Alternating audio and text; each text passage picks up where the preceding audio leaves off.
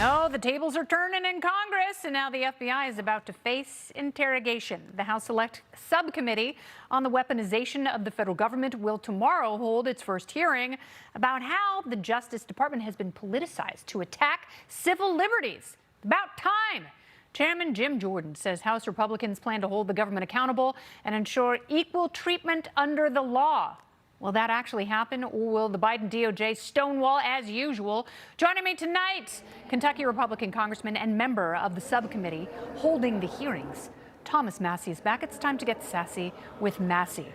All right, Congressman, so what is your first order of business? Is it to really take on the FBI? Is that the seat of most of our problems in terms of civil liberty violation? Well, they definitely need redone from the inside out. But the hearing tomorrow is going to be interesting. Number one, because you're going to see two groups, one on the majority and one on the minority, who haven't worked together as a committee before. It's a select committee.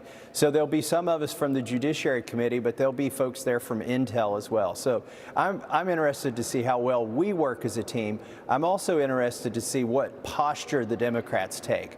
Are they going to try to just be apologists for government spying for the next 2 years? Or are they going to be as concerned as we are?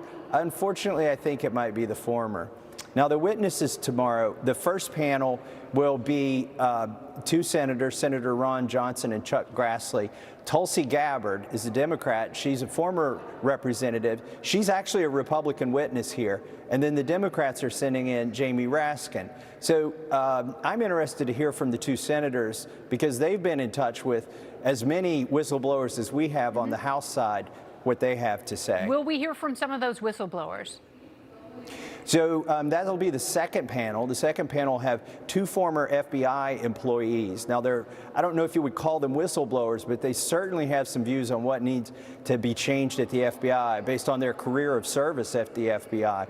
One of them has been highly critical of the centralization of the FBI that occurred since 9/11 under Mueller when he was the director. You know, they pulled everything in and started conducting investigations from the central office instead of what they used to do, which was to generate these things from the field offices. Yeah. So that's going to be interesting. The Democrats will also have scholar and author Jonathan Turley as a witness who's been highly critical of the FBI. And the Democrats' witness is actually a lobbyist, as far as I can tell, that was responsible for helping get Loretta Lynch nominated. So we'll see how their witness does. All right, so how has Christopher Wray done as FBI director? Has he cleaned anything up? It seems that the FBI is in the news for the wrong reasons more and more in the last 5 years. Well, I don't think he's cleaned enough up. Some of the things we know specifically that have happened under his watch that haven't been fixed are abuses of the FISA system, the 702, where they collect information ostensibly on foreigners, but then they go in there and look for information on Americans without a warrant. And then they also issue warrants, FISA warrants. We found before Christopher Wray, and I'm afraid since Christopher Wray's been there, that they haven't been, the OIG, the Inspector General, has found many errors, where they've violated their own protocols for querying those databases or getting those FISA warrants. So there needs to be work there as well. I'm worried, Kennedy, not just because they've targeted like politicians. I'm more worried about the people across the United States. Yes, innocent Americans who are targeted warrantlessly still, in light of everything we've learned since 2014. But while I have you here, I want to ask you quickly, you were at the State of the Union last night, and you were right next to George Santos when you reportedly had a little spat with Senator Mitt Romney. So what happened? What'd they say? I was privy to every word that was said.